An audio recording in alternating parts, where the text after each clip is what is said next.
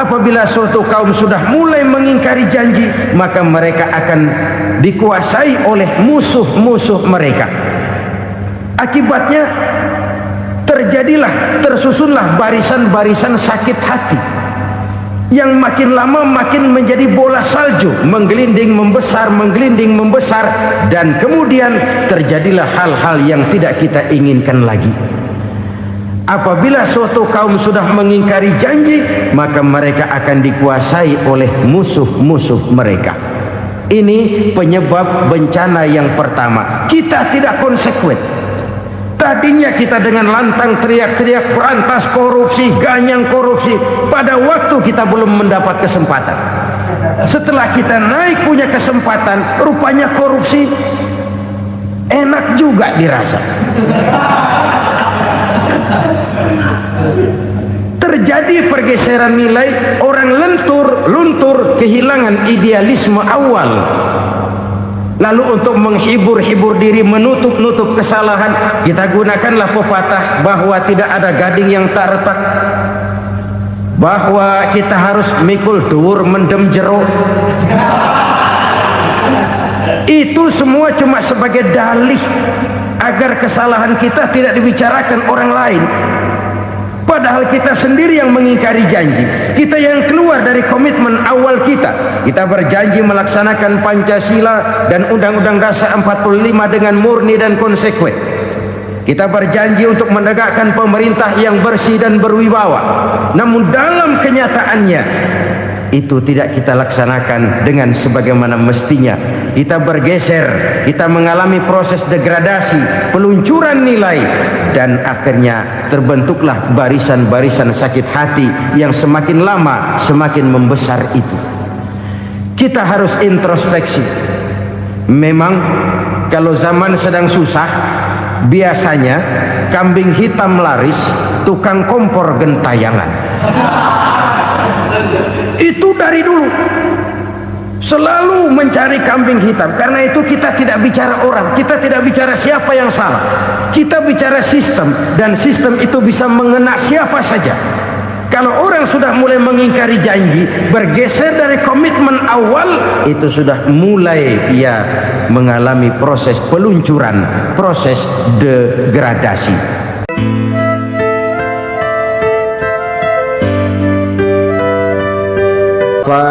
Ibu-ibu, saudara-saudara kaum muslimin rahimakumullah. Kita menyaksikan peristiwa-peristiwa yang memilukan dan memalukan. PHK terjadi di mana-mana. Pengangguran meningkat, harga-harga membumbung tinggi, daya beli rakyat semakin lemah.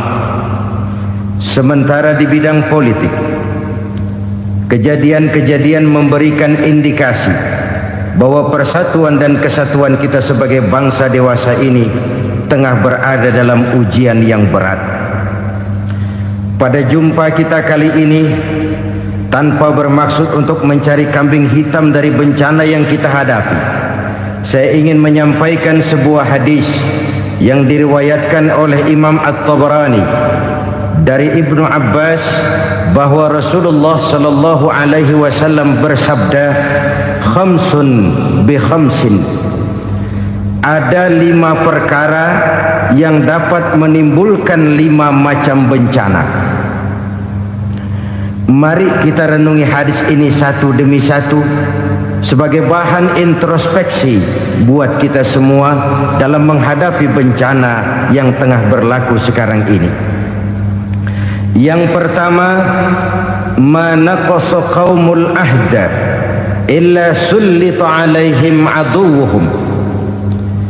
Apabila suatu kaum sudah mengingkari janjinya, maka mereka pun akan dikuasai oleh musuh-musuh mereka. Sederhana saja nampak kalimat dalam hadis ini. Apabila orang sudah mengingkari janji, mereka akan dikuasai oleh musuh-musuh mereka sendiri.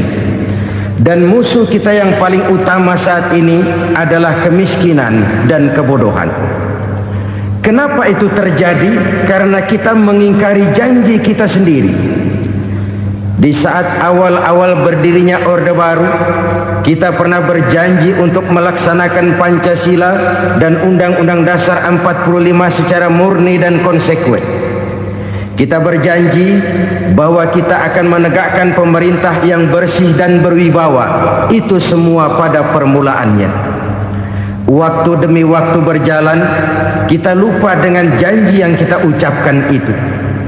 Ketuhanan yang Maha Esa kita ucapkan, tapi kesetanan yang luar biasa yang kita lakukan.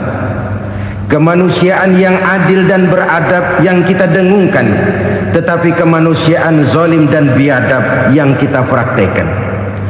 Sederhana saja saudara, hampir setiap pejabat pada posisi-posisi kunci, di awal-awal ia memangku jabatan itu, biasanya ia mengucapkan sumpah dengan lafaz demi Allah bahwa dalam melaksanakan jabatan ini saya tidak akan menerima hadiah atau pemberian dalam bentuk apapun. Itu pada permulaannya. Lama-lama rupanya hadiah itu asik juga, mulai diterima. Lama-lama dirasa kurang, mulai menagih, dan akhirnya terjadilah praktek yang disebut suap menyuap, semir menyemir, dan lain sebagainya. Kalau ini sudah menjadi kenyataan, bagaimana kita mau menegakkan pemerintah yang bersih dan berwibawa? Undang-Undang Dasar 45 menyatakan bahwa bumi, air, dan seluruh kekayaan negara dikelola oleh negara bagi sebesar-besar kemakmuran rakyat. Yang terjadi adalah bahwa kita merasa mewakili rakyat untuk menikmati harta dan kekayaan negara, sehingga rakyat banyak tidak bisa ikut menikmatinya. Menumpuklah harta itu sehingga terjadilah pepatah, gunung ditimbun, sumur digali. Yang kaya semakin kaya, yang miskin semakin terpuruk. Kita ingkar dengan janji yang kita ucapkan di awal-awal kita bergerak. Kita ingkar dengan janji pada saat kita mengatakannya dengan menyebut nama Allah, dengan mempertaruhkan nama Tuhan. Sehingga pada akhirnya jabatan pun mengalami tender. Sudah menjadi rahasia umum. Orang mau jadi lurah mesti mengeluarkan uang, mau jadi camat mesti mengeluarkan uang, mau jadi wali kota, bupati, bahkan gubernur, itu ada pasarannya. Secara logika, kalau orang memperoleh satu jabatan karena banyak mengeluarkan uang, tentu pada saat ia mengeluarkan uang, ia sudah punya pemikiran, modal pasti pulang, modal pasti kembali. Kalau orang memperoleh suatu jabatan karena banyak mengeluarkan uang, maka langkah pertama yang dia lakukan setelah memangku jabatan itu ialah bagaimana uang bisa kembali, bagaimana modal bisa pulang. Kalau modal sudah pulang, pikiran berikutnya bagaimana supaya dapat untung. Lalu kapan mau bekerja untuk kepentingan rakyat? Itu nomor 18. Kemudian kalau ada proyek-proyek besar, pertanyaannya ialah bukan apakah proyek ini bermanfaat bagi rakyat, apakah proyek ini layak untuk diteruskan, tetapi yang jadi pertanyaan paling utama ialah bagian saya berapa duit dari proyek ini. Kita bisa lihat proyek, mega proyek lahan 1 juta hektar di Kalimantan Tengah, triliunan rupiah, dan proyek itu gagal. SD Impres bulan ini diresmikan, bulan depan retak. Jembatan-jembatan bulan ini gunting pita, bulan depan runtuh. Kita ingkar dengan janji. Kita berkata kita bekerja untuk kepentingan rakyat, tapi kita tidak pernah mengenal rakyat itu. Apabila suatu kaum sudah mulai mengingkari janji, maka mereka akan dikuasai oleh musuh-musuh mereka. Akibatnya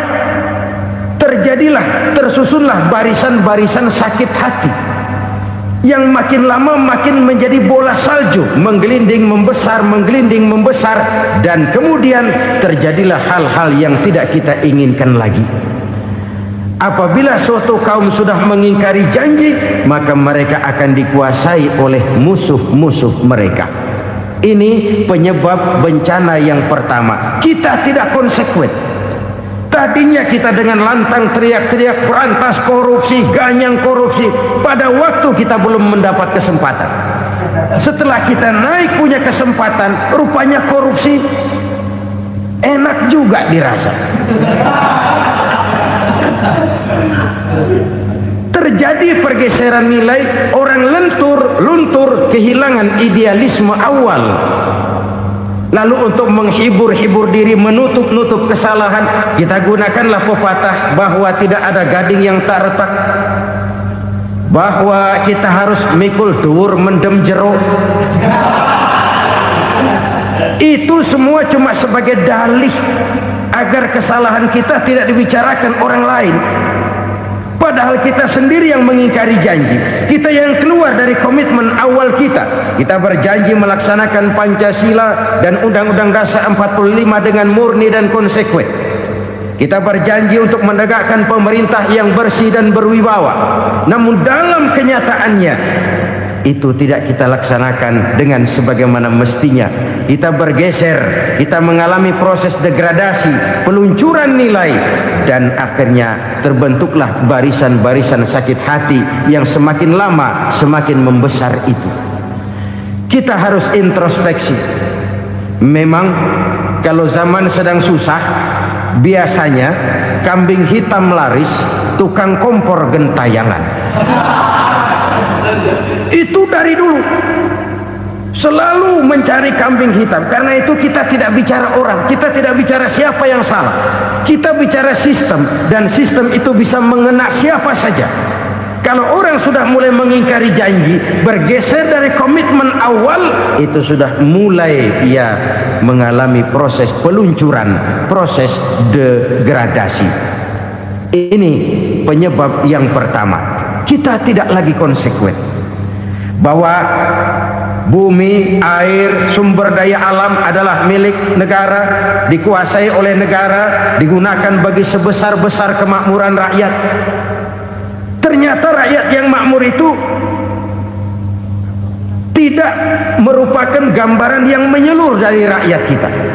Undang-undang dasar kita menganut ekonomi kekeluargaan, tapi yang kita praktekkan adalah ekonomi keluarga. Kalau bukan keluarga nggak dapat proyek, kalau bukan keluarga nggak dapat macam-macam. Kekeluargaan kita rubah menjadi keluarga, timbullah penyakit nepotisme. Kita bergeser, kita ingkari janji, dan kita anggap kita atasnamakan rakyat. Rakyat cuma sekedar jadi address, rakyat cuma sekedar jadi alamat, tetapi kehidupan mereka tidak banyak berubah dan tidak banyak terangkat. Kaum muslimin rahimakumullah, ini penyakit yang pertama, penyebab bencana yang pertama. Yang kedua kata Nabi, wa ma hakamu bighairi ma anzalallah. Apabila hukum yang diterapkan sudah tidak lagi bersumber dari hukum Allah, illa fasya fihimul faqru, maka akan bertebaranlah kemiskinan di mana-mana. Ini artinya apa? Apabila hukum tinggal sebuah stempel, apabila hukum sudah diatur menurut kepentingan, apabila hukum sudah tidak lagi ditegakkan secara adil, maka kemiskinan merambah di mana-mana. Hukum diatur menurut selera orang yang sedang berkuasa, maka yang benar bisa jadi salah, yang salah bisa jadi benar. Hukum dalam kenyataan hidup berlaku seperti pisau. Pisau itu kan saudara lihat, yang namanya pisau dimanapun itu tajamnya ke bawah, ke atas tumpul. Kalau hukum itu, kalau untuk rakyat, hukum itu tajam bukan main, cepat sekali dilaksanakan. Tapi giliran menengah ke atas yang gedean dikit berbuat salah, hukum tumpul. Hukum pura-pura tidak dengar, akibatnya terluka rasa keadilan rakyat. Satu kasus rakyat diam, dua kasus rakyat diam, tiga kasus rakyat diam, kasus terakumulasi di hati rakyat. Luka rasa keadilan, dan itu menjadi sumber bencana. Penjarahan, kita tidak setuju itu. Tapi kita harus melihat kausalnya. Itu kan tidak berdiri sendiri.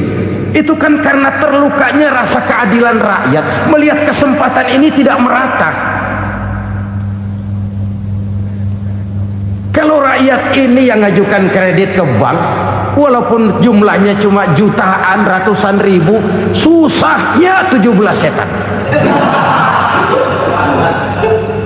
Tapi ada orang-orang tertentu yang agunannya palsu, jaminannya palsu, bawa kata belece, bukan cuma miliaran, triliunan kredit bisa keluar. Terluka rasa keadilan, hilangnya kesempatan. Rakyat cuma dapat kesempitan, jarang dapat kesempatan. Dari lukanya rasa keadilan ini, memang ya entah lipstik, entah basa-basi, dibentuklah tim ini, dibentuklah badan pengawas ini, dibentuklah tim ini. Kalau membentur tahu, hancur tahu. Tapi kalau tim yang dibentuk membentur karang, bukan karangnya yang hancur biasanya, timnya yang bubar. Kenapa? Yang dibentur batu karang yang sangat keras. Kita main-main dengan hukum, kita tidak konsekuen dengan hukum.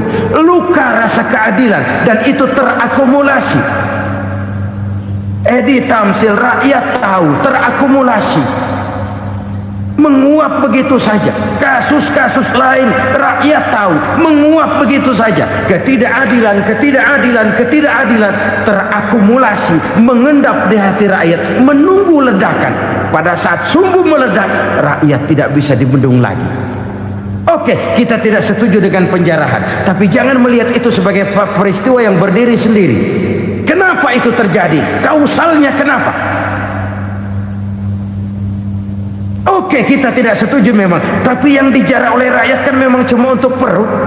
Yang dijarahkan beras, yang dijarahkan televisi, yang dijarahkan kulkas yang masih bisa dihitung, yang memang real untuk kebutuhan rakyat. Penjara-penjara berdasi kepala botak yang menguras uang rakyat habis-habisan, enak saja melenggang dalam kehidupan ini. Makin terluka rasa keadilan rakyat. Apabila hukum yang diterapkan sudah menyimpang dari keadilan yang diajarkan Allah, fasyafihimul fakru, bertebaranlah kemiskinan. Aneh, memalukan, memilukan. Sebuah negara agraris yang katanya pulaunya hijau royo-royo, Gemari Palau Jenawi Toto Tentem Kertora Harjo, yang tahun 93 pernah mendapat penghargaan dari FAO, Badan Pangan Sedunia, sebagai negara yang berhasil dalam swasembada pangan. Sekarang ini kita terpaksa betul beli beras dari Vietnam, beli beras ke Kamboja, beli kedelai dari Kamboja. Kenapa? Lahan sawah kita habis ditanami pabrik. Teknologi kita, teknologi loncatan yang non-applied, tidak terpakai oleh kita. Lantas lahan yang tidak bisa kita tanami, kita paksakan lahan-lahan gambut menjadi tanah pertanian yang subur dengan biaya triliunan, dan kita gagal. Kita cari jarum dan kapak hilang. Kita mau jadi negara industri dengan loncatan teknologi yang maju, kita lupakan pola pijak kita sebagai negara agraris, dan akhirnya kita kecolongan. Lihatlah dewasa ini, rakyat kita antri sembako di mana-mana.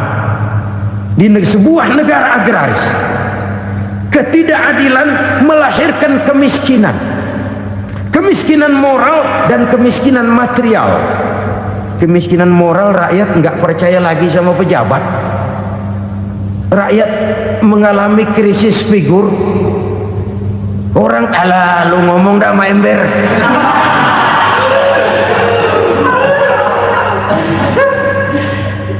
Penataran yang menghabiskan biaya miliaran itu melahirkan pejabat-pejabat korup. Pengawasan yang menghabiskan biaya miliaran itu ternyata impoten, mandul. Kemiskinan moral. Jujur saya berkata, saudara-saudara, setelah pintu reformasi dibuka, itu yang masuk memang macam-macam. Ada yang memang punya tujuan murni, konsekuen dan punya konsep. Ada yang nunggu di tikungan, begitu mobil lewat nyamber pintu, berangkat ikut reformasi. Ada yang memanfaatkan momentum mumpung untuk nyampein unek-unek, ngerti nggak, pokoknya ngomong. Sehingga keadaan semakin rancu, kebingungan semakin menjadi-jadi, masalah yang paling urgen tidak terselesaikan. Sekarang ini orang berpikir mendingan jadi pala ular daripada jadi buntut macan. Buntut macan memang hebat macan, tapi kalau buntutnya cuma ugel-ugel di belakang buat apa? Mendingan jadi pala ular, kecil juga nyaplok. Artinya ya biar kecil juga kalau punya partai kan gagah. Lalu rame-rame bikin partai kayak bikin arisan. Orang makin mengalami dislokasi. Semua mau jadi pahlawan, semua mau nomor satu, semua ngomong iya kalau bidangnya, kalau bukan makin rancu. Marilah lewat kesempatan ini saya mengajak kita untuk tahu diri. Biarkan politisi ngomong politik, biarkan ekonom menata ekonomi, biarkan praktisi bicara soal hukum, biarkan rakyat munajat, istighfar, mohon pertolongan Allah. Tahu diri kita. Kalau memang ayam, kukuruyuk aja dah. Kalau memang kucing, ayo ngeong. Kalau kambing, silahkan ngembe. Udah tahu ayam, ngeong bunyinya. Suaranya palas, orang nggak ngerti, bingung, makin menjadi-jadi. Ibarat kesebelasan sepak bola bangsa kita sekarang ini, rame-rame mau bikin gol, kiper ikut nyerang sekarang. Memilukan dan bahkan memalukan. Wa ma hakamu bighairi ma anzalallah illa fasha fihimul fakru. Kalau hukum yang diterapkan sudah menyimpang dari keadilan yang diajarkan Allah, bertebaranlah kemiskinan di mana-mana. Coba sekarang ini yang punya duit bingung, apalagi yang kagak punya duit. Yang pengusaha gede ngeluh, apalagi yang pengusaha pas-pasan. Yang kagak punya beras, yang punya beras saja masih bingung, apalagi yang nggak punya beras. Ini sudah demikian merata. Dulu kita kagum mendengar konglomerat kelas buadah, kelas-kelas yang seakan-akan cuma ada dalam khayalan mereka, punya kekayaan miliaran dolar, triliunan. Sudahlah, seolah-olah nggak terjangkau sama kita. Weh, ternyata yang gede-gede itu juga gede utangnya.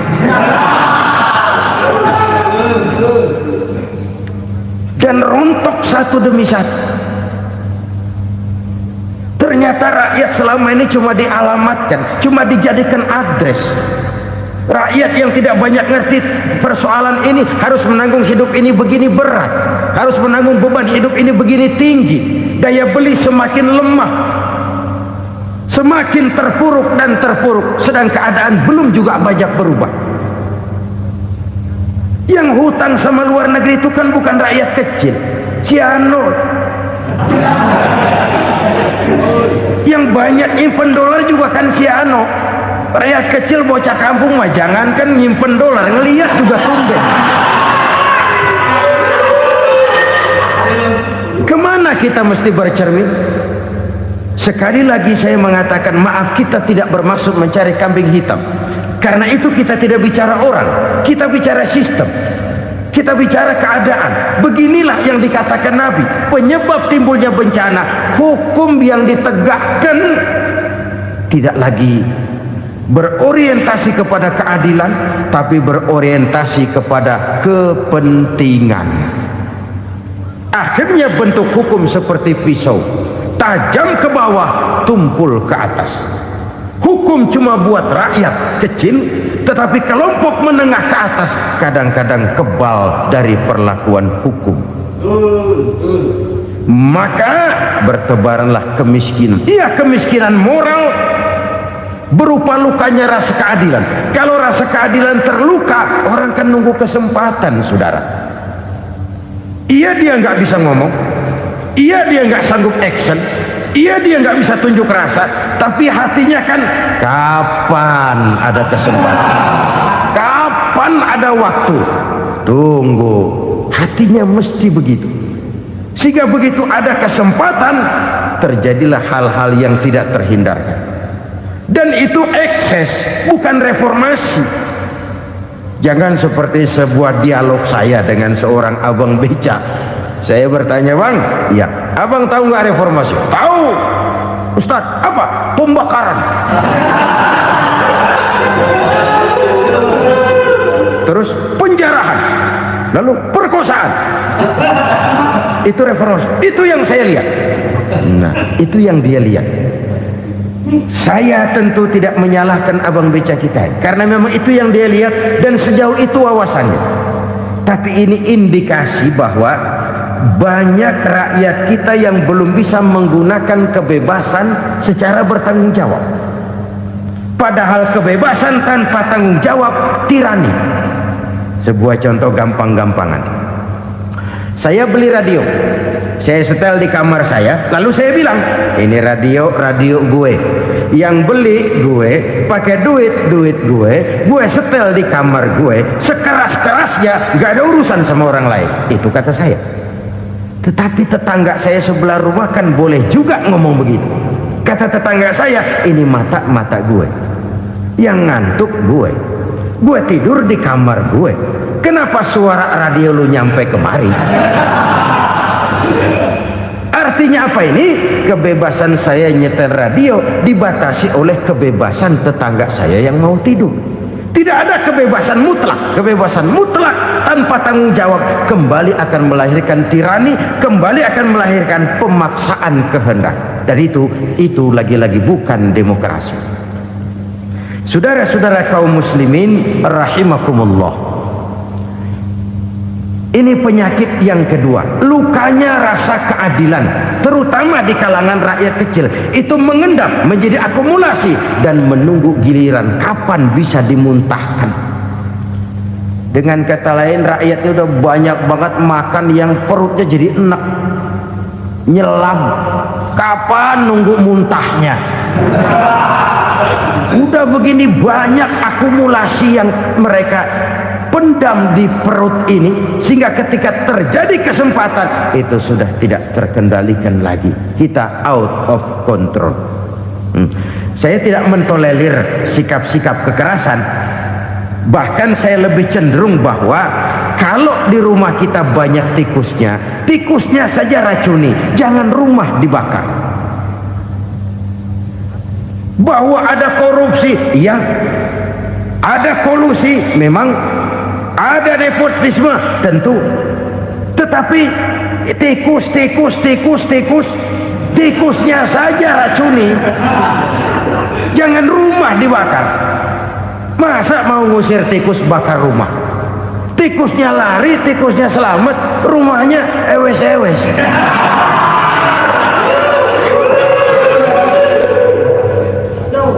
Tikus selamat, rumah nggak punya, masalah nggak terselesaikan dengan sebagaimana yang kita harapkan. Kita sepakat ini negara hukum, dan di hadapan hukum semua manusia itu sama. Itu prinsip yang diajarkan Allah. Al-musawat bainan nas fi takalifil ahkam. Semua manusia sama dalam berhadapan dekat dengan hukum Allah Subhanahu wa taala. Kalau hukum sudah pandang bulu, itu jelas yang enak yang banyak bulunya. Siapa yang banyak bulunya? Monyet. Kalau hukum pandang bulu, monyet keenakan. Saudara-saudara kaum muslimin rahimakumullah, introspeksi.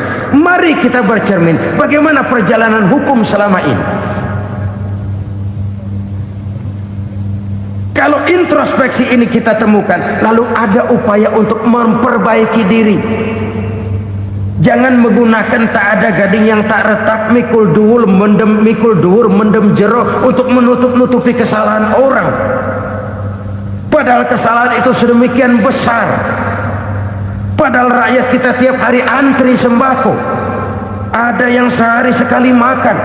Ada yang makan sudah bercampur tiwul, ada yang nasi sudah dicampur pisang, balik jadi orok lagi. Macam-macam upaya rakyat untuk menangsal perut ini. Lalu rakyat ditenang-tenangkan, lebih baik puasa Senin Kemis sambil menghadapi krisis ekonomi. Kenapa rakyat yang disuruh puasa? Kenapa bukan pejabatnya yang puasa lebih dulu untuk kemakmuran rakyat? Kalau rakyat yang memang perutnya udah gepeng disuruh puasa, makin krempeng perutnya. Artinya pejabat harus punya sense of politik. Ya, tidak, puasa itu kan tidak cuma Senin Kemis saja. Puasa itu puasa perasaan, puasa menghargai perasaan yang sedang kondisi yang sedang dihadapi oleh rakyat. Bagaimana rakyat yang tengah antri sembako melihat pejabatnya lewat dengan mobil yang harganya sampai 1 miliar. Oh, inilah pemimpin saya. Luka lagi rasa keadilannya. Kita tidak tenggang rasa. Puasa dalam artian itu pun akan menolong menegakkan semangat kebersamaan, membentuk semangat kebersamaan. Saudara-saudara kaum muslimin rahimakumullah, penyebab bencana yang ketiga dikatakan oleh baginda Nabi, wala dhaharat fihimul fahishatu illa fasha fihimul maut. Apabila kekejian telah merajalela, maka maut bertebaran di mana-mana. Kita renungi butir kalimat dalam hadis ini. Apabila kekejian telah merajalela, maut bertebaran di mana-mana. Begitu murah arti sebuah kehidupan. Penjarahan untuk hal-hal yang kecil tapi sampai mengorbankan nyawa. Apabila kekejian sudah terjadi di mana-mana, maut pun bertebaran. Maut dalam arti berpisah ruh dengan jasad, tapi juga maut dalam arti orang bisa mati karirnya, orang bisa mati usahanya, orang bisa mati kesempatannya karena perbuatan-perbuatan keji yang selama ini tidak terbendung. Lahirlah teori mafia. Siapa yang kuat dia yang berkuasa, siapa yang lemah dia menjadi mangsa. Proyek-proyek besar yang menang tender itu ya dari itu ke itu saja. Yang pengusaha-pengusaha tidak punya koleksi, koneksi, tidak bisa bayar komisi, dapat proyek tetelan. Ada dagingnya, dikit namanya juga tetelan. Dagingnya sudah habis disantap oleh meja. Sekian puluh meja dilalui, sekian puluh amplop dikeluarkan. Sehingga yang akhirnya ya tinggal tetelan itu tadi. Maka kualitas pekerjaan pun sudah bukan lagi jadi masalah. Demikianlah mafia-mafia ini bermunculan di mana-mana. Di pengadilan terkenallah mafia pengadilan. Hukum bisa dibeli, hukum bisa dipesan menurut kebutuhan sponsor. Mafia peradilan, mafia politik, mafia ekonomi, bahkan mafia agama yang menggunakan agama sebagai kedok, menggunakan agama sebagai dalih, menggunakan agama sebagai topeng untuk melancarkan maksud-maksud politiknya pun tidak tertutup kemungkinan. Apabila kekejian telah merajalela, maut bertebaran di mana-mana. Korupsi, kolusi, nepotisme itu bagian dari kekejian. Kita selama ini kalau mendengar maksiat, itu yang terbayang cuma judi, mabuk, zina. Iya, itu maksiat. Tapi korupsi, kolusi, nepotisme itu juga maksiat dalam bentuk lain. Kalau ini sudah bertebaran, maka maut terjadi di mana-mana. Jangan bayangkan cuma mati orangnya, itu sih kewajiban. Yang menyakitkan itu orangnya masih hidup tapi dibikin mati, karirnya mati. Kenapa? Karena yang diperlukan bukan cuma orang pinter tapi orang taat. Biar pinter, kalau nggak taat minggir.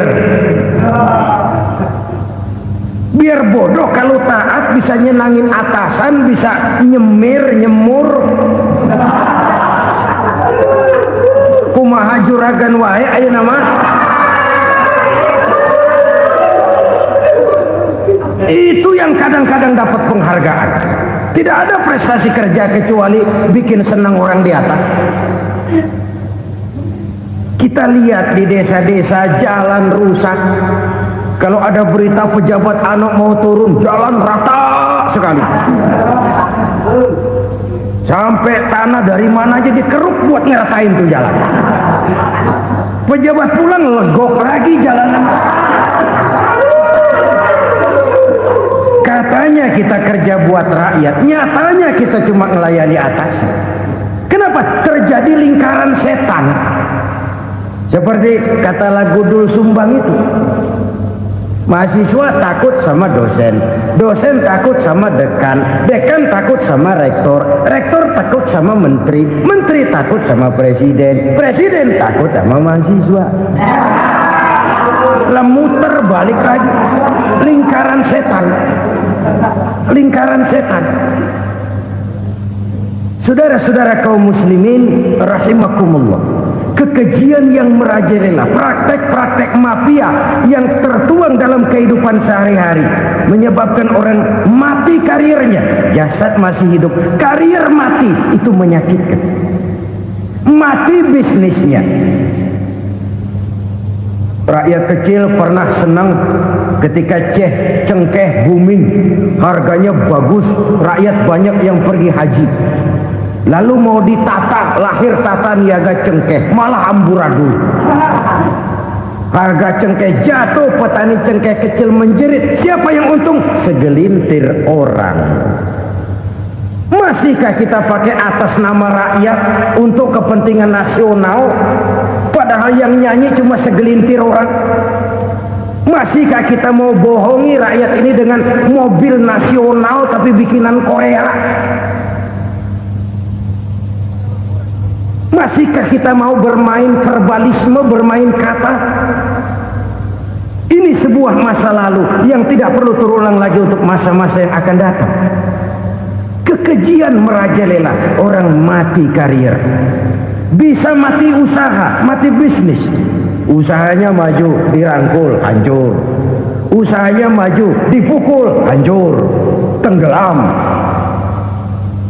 Bahkan yang memilukan dan memalukan badan-badan usaha milik negara itu dikebiri sedemikian rupa sehingga tidak menghasilkan hal-hal yang bermanfaat buat negara. Saudara-saudara kaum muslimin rahimakumullah, kalau nafsu yang sudah mengatur itu semua, maka kekejian pun merajalela. Orang sudah pakai teori mafia, yang kuat dia yang menang, yang kuat dia yang berkuasa, yang lemah silakan minggir di sudut-sudut kehidupan. Kalau kekejian seperti ini merajalela, maut bertebaran di mana-mana. Banyak orang mati karirnya, banyak orang mati usahanya, banyak orang mati imajinasinya. Sekarang ini dalam dunia seni yang banyak karyawan seni, bukan seniman. Seniman itu kan dilahirkan, lain seniman, lain karyawan seni. Sekarang yang banyak karyawan seni, bukan seniman. Mati karir, mati imajinasi, mati improvisasi, sehingga kehidupan persis sinetron. Sinetron itu yang kita lihat rumah mewah, yang kita lihat rumah bagus. Gak pernah kita lihat di sinetron kita ini rakyat antri sembako. Kita dijejali hal-hal yang indah, yang wah, yang membuat kita tenggelam dalam gaya hidup instan, tenggelam dalam gaya hidup wah. Kita lupa dengan realitas keseharian di tengah-tengah masyarakat kita. Lahirlah kelompok-kelompok selebritis, dibesarkan oleh berbagai media. Selebritis pilek aja masuk koran, pilek.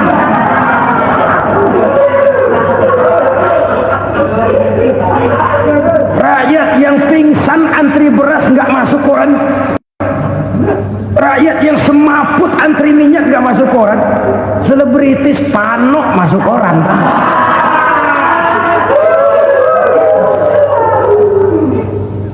Kita besarkan hal-hal kecil, kita kecilkan hal-hal besar. Kenapa? Kita mengejar oplah, kita profit oriented, tidak lagi berorientasi kepada realitas hidup yang kita hadapi ini. Kalau kekejian sudah merajalela kata Nabi, maka maut bertebaran di mana-mana. Maut dalam artian maut, coba lihat sekarang begitu murah nyawa. Karena 1000 perak orang mau nusuk bunuh. Karena beras seliter orang khilaf, begitu murah kehidupan. Tapi kekejian dalam bentuk korupsi, kolusi, nepotisme, kekejian dalam bentuk itu mematikan karier, mematikan bisnis, mematikan imajinasi, mematikan kreativitas. Itu juga maut dalam bentuk lain akibat kekejaman lain. Ini penyebab yang ketiga. Yang keempat, penyebab bencana menurut baginda Rasul, wala tukhfiful mikyala illa muni'un nabat. Apabila timbangan sudah dicurangi, maka tercegahlah tumbuh-tumbuhan.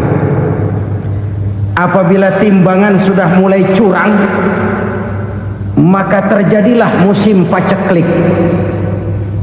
Apabila bisnis sudah bergaya mafia tadi itu, kecurangan-kecurangan terjadi, tender di balik pintu, yang dimenangkan cuma kelompok-kelompok yang bisa memberikan presentasi yang besar, muni'un nabat, terjadilah paceklik. Paceklik, panen gagal, wereng ya wereng, kemarau panjang it's okay, air sulit iya, tetapi kan semua itu ada yang ngatur. Kemarau ada yang ngatur, belalang itu ada yang ngatur, air itu juga ada yang ngatur. Yang ngatur itu yang serba maha. Kalau ia murka melihat kecurangan timbangan, Allah itu kalau murka kan gampang saja, tinggal komandoin balang, lang, hancurin tuh sawah. Konvoy belalang, konvoy. Allah tinggal ngutik angin El Nino, mampir lo ke Indonesia. Hujan nggak turun-turun, kemarau panjang. Jadi kalau musim kemarau kan namanya anginnya El Nino. Kalau musim hujan anginnya namanya La Nina. Cakep namanya, kejem orangnya. Saudara lihat Cina sekarang sedang kena La Nina, banjir besar, ribuan orang meninggal. Dia mah ribuan mati kagak berasa, rakyatnya miliaran. Bangladesh lagi ngalami La Nina, India lagi ngalami La Nina. Angin, hujan, kemarau, belalang itu kan ada yang ngendaliin. Kuncinya bukan di belalangnya, kuncinya bukan di peredaran matahari berputar, kuncinya di atas yang mengatur semua itu. Kalau timbangan sudah mulai curang, pengusaha sudah nggak mau jujur, apa enggak bikin perut jadi mual. Begitu rakyat antri sembako pingsan nggak dapat beras, sementara beras ditumpuk-tumpuk sampai membusuk. Kemana hati nuraninya? Kemana akal pikirannya? Kemana mereka yang berbuat atas nama rakyat tapi melihat rakyat susah tidak tergerak hatinya? Apabila timbangan sudah mulai dicurangi, bisnis sudah mulai melenceng, maka terjadilah paceklik. Sebuah negara yang berhasil dalam swasembada pangan, lalu sekarang menjadi negara yang rakyatnya antri untuk memperoleh kebutuhan pangan. Saudara-saudara kaum muslimin rahimakumullah, ini intinya adalah kecurangan. Kalau kecurangan sudah terjadi di mana-mana, dan ini milik siapa saja, bukan soal tempat, bukan soal jabatan, soal manusianya, SDM-nya. Kecurangan tidak cuma terjadi di kantor, di masjid bisa terjadi kecurangan. Korupsi tidak hanya bisa terjadi di kantor, di madrasah bisa ada korupsi. faktor manusianya. Ini soal SDM. Kecurangan yang besar, tentu besar lagi kerugiannya. Kecurangan yang kecil, kecurangan sehari-hari, pedagang-pedagang kecil ngurangi timbangan, barang yang buruk dikatakan baik, yang baik dikatakan buruk, itu merugikan perorangan. Kecurangan yang besar merugikan bangsa dalam bentuk total, dalam bentuk seutuhnya. Nah, kecurangan-kecurangan seperti ini rakyat kan lihat, rakyat kan tahu, dan itu kembali terakumulasi di sini, pegel. Dan jangan lupa, rakyat yang nggak ngomong itu, rakyat yang nggak bersuara itu, batinnya menjerit, jeritannya menggoncang aras, dan itu didengar Allah. Yadullah fauqal jamaah, kata Nabi, tangan Tuhan di atas orang banyak. Jeritan hati rakyat menggoncang aras. Rakyat yang terlalu banyak dizolim, rakyat yang terlalu banyak dirugikan, ya rakyat yang terlalu banyak di atas namakan, menjerit batinnya, menggoncang aras, dan Allah bisa menggerakkan apa saja untuk membuat satu situasi. Allah bisa menggerakkan apa saja untuk membuat satu situasi. Saudara-saudara kaum muslimin rahimakumullah, ini faktor yang ketiga, timbulnya kecurangan. Faktor yang keempat maksud saya. Yang kelima, penyebab timbulnya bencana menurut baginda Nabi, wala muni'uz zakat wala muni'uz zakat illa hubbisa anhumul qatru. Apabila zakat enggan dibayar, maka tercegahlah qatrun. Qatrun ini kalau bahasa kita sembako. Maka tercegahlah kebutuhan-kebutuhan yang kita perlukan. Ini kita tidak meragukan bahwa yang kita tuju adalah masyarakat yang adil dalam kemakmuran dan makmur dalam keadilan. Nah, antara kemakmuran dan keadilan ini memang sering tidak bisa berjalan seiring. Pada saat kemakmuran kita kejar, ekonomi kita pacu, ada nilai-nilai keadilan yang tertinggal. Pada saat nilai keadilan kita tegakkan benar-benar, ada unsur-unsur kemakmuran yang terabaikan. Oke, kita bisa mengatakan kasus.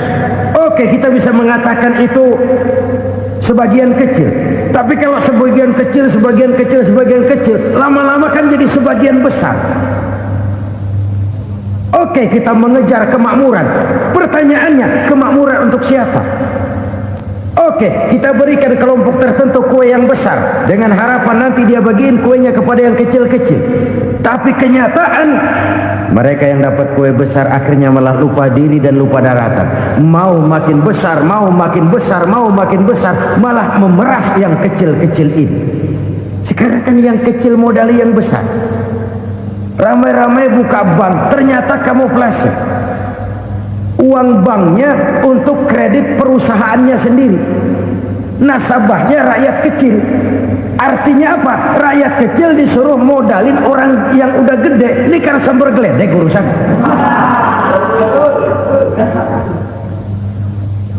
Ini kan permainan apa lagi? Rakyat kecil suruh modali yang gede. Nasabahnya rakyat kecil, kumpulkan uangnya di bank, kucurkan kredit kepada perusahaannya sendiri. Bukankah itu rakyat kecil suruh modali yang gede? Sudah begitu kejamkah kita untuk meraih keuntungan dengan mengorbankan orang kecil ini? Sudah tidak bicara lagi kah nurani kita melihat penderitaan orang yang semakin susah ini? Kalau zakat enggan dibayar, padahal zakat 2,5% saja, 2,5% saja. Kalau itu pun enggan, kalau zakat saja enggan, bagaimana pula yang namanya sedekah, bagaimana pula yang namanya infak, bagaimana pula yang namanya santunan, bantuan. Kadang-kadang lipstick nyumbang si nyumbang, cuman nyolongnya lebih gede. Ini namanya sumbangan lipstick. Buat lipstick itu kan buat ngumpetin bibir pucat. Itu fungsi utama lipstik. Buat ngumpetin korupsinya, nyumbang kegiatan-kegiatan sosial, tapi yang dia korup lebih gede dari yang dia sumbangi. Lipstik kamuflase, nepu kata anak sekarang.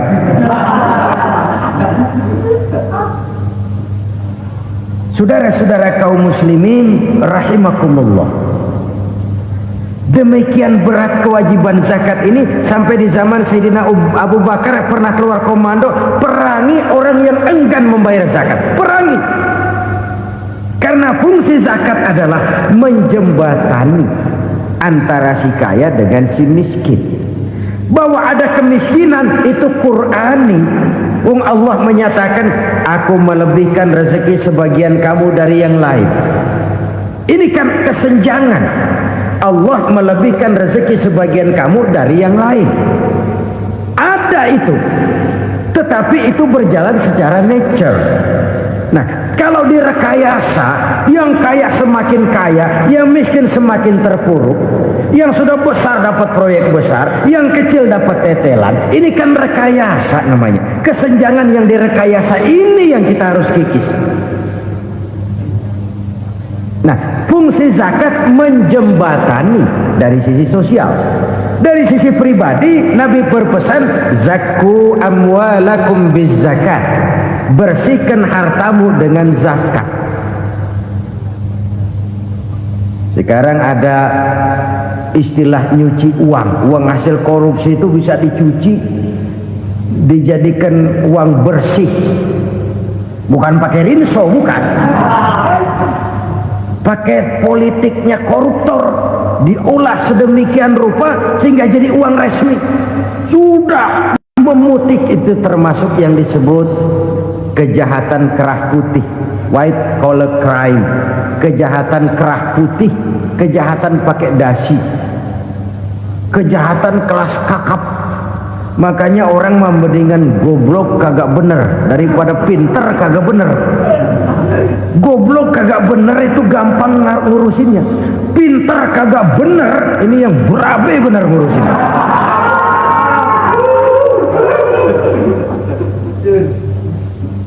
Kita bukan cuma perlu orang pinter kok di zaman sekarang. Kita perlu orang-orang benar yang punya komitmen, yang sesuai kata dan perbuatan, yang bisa merasakan apa yang dirasakan oleh rakyat, yang punya sense of politik yang tinggi, yang peka, yang penuh keterbukaan, yang punya wawasan dan pandangan jauh ke depan.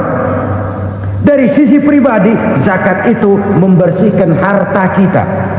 Ya, dia tercampur dengan yang subuhat, dia bahkan mungkin tercampur dengan sedikit-sedikit yang haram.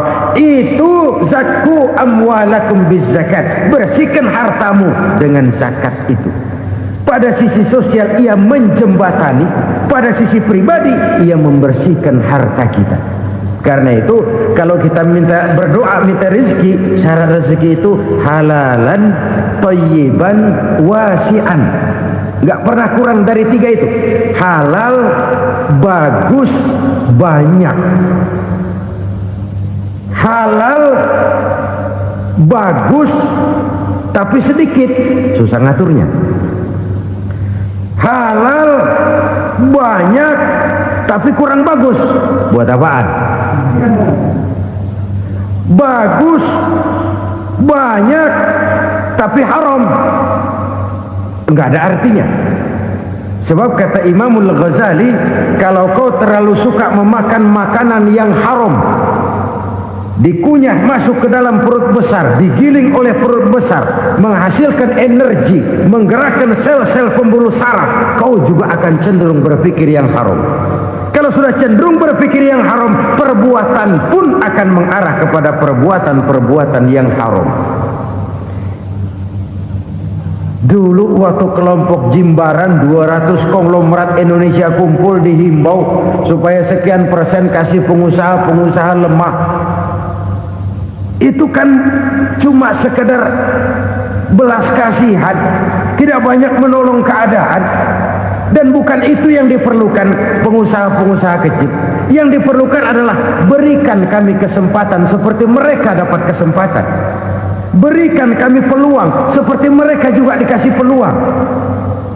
Kalau cuma dikasih 100 juta, 200 juta hari ini, usaha kami nggak ada prospeknya, peluang kagak ada, kan sama juga bohong.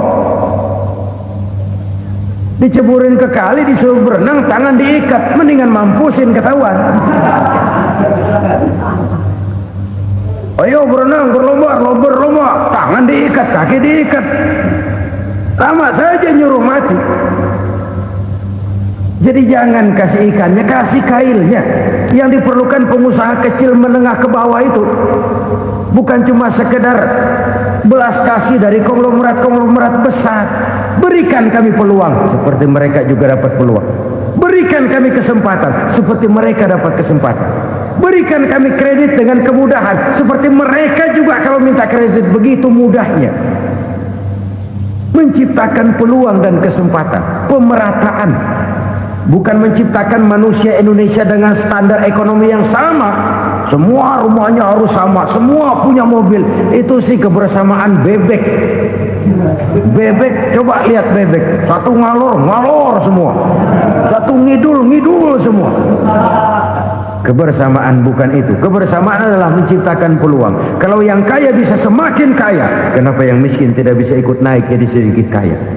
Kalau pengusaha yang sudah kuat bisa bertambah menjadi kuat dengan proyek mega proyek, kenapa yang menengah tidak bisa ikut menjadi kuat? Dan kenapa kekejian itu merajalela? Kita dengar lewat berita-berita PLN tekor, PLN utang. Kenapa? Dia beli listrik dari swasta yang belinya lebih mahal daripada penjualannya. Artinya dia beli itu listrik dari perusahaan listrik swasta, dia jual kepada rakyat lagi. Harga jualnya lebih murah daripada dia beli kepada swasta. Kenapa? Ada tekanan lagi tuh. Biasa siklus lagi. Hukum Boyle. Atas neken, paling bawah gepeng. Ya kita nih rakyat kecil, emang nasibnya gepeng terus. Saudara-saudara kaum muslimin rahimakumullah, dari 5 penyebab bencana ini kita ambil kesimpulan untuk sebuah renungan dan introspeksi kita bersama. Pertama, mengingkari janji, padahal janji itu yang lebih tinggi nilainya adalah di hadapan Allah Subhanahu wa ta'ala. Baik wakil-wakil rakyat di parlemen maupun pemimpin-pemimpin rakyat di dalam kabinet, apabila memangku suatu jabatan, selalu mereka mengawali dengan sumpah, dan sumpah itu dimulai dengan demi Allah. Sadarkah kita pada saat itu kita ucapkan bahwa kita sudah mempertaruhkan Allah untuk jabatan yang kita pegang? Kita sudah mempertaruhkan nama Allah untuk posisi yang dipercayakan kepada kita. Sadarkah kita bahwa menyia-nyiakan itu satu dosa yang sangat besar, yang tidak hanya kepada Allah tetapi juga kepada rakyat yang kita wakili, kepada rakyat yang kita pimpin. Cukuplah sudah rakyat dijadikan adres, umat dijadikan alamat sebagai numpang. Marilah kita kembali kepada komitmen awal dengan jujur kepada janji kita sendiri. Lalu yang kedua, kekejian, baik berupa korupsi, kolusi, nepotisme, dan perbuatan-perbuatan lain akan melahirkan kemiskinan. Kekurangan pangan bukan satu-satunya yang menyebabkan rakyat menderita. Lukanya rasa keadilan terakumulasi di hati rakyat, dan jeritan hati rakyat mengguncang aras. Kalau Allah murka, Allah bisa melakukan apa saja untuk menciptakan suatu kondisi. Faktor yang ketiga adalah praktek mafia menebarkan maut, baik orang yang mati jasad dan rohaninya maupun orang yang mati karirnya, mati kejujurannya, mati usahanya, mati imajinasinya. Hilang kreativitas kita sebagai bangsa. Faktor yang keempat, kecurangan-kecurangan di bidang usaha, di bidang tender mengandalkan menjual kekuasaan, dan memang repot kalau penguasa jadi pengusaha. Mau atau tidak mau, kebijakan-kebijakan kekuasaannya akan memperkuat jaring-jaring usahanya, dan pada saat itu objektivitas sulit ditemukan lagi. Lalu yang kelima, keengganan membayar zakat, menumpuknya kekayaan negara pada kelompok-kelompok tertentu.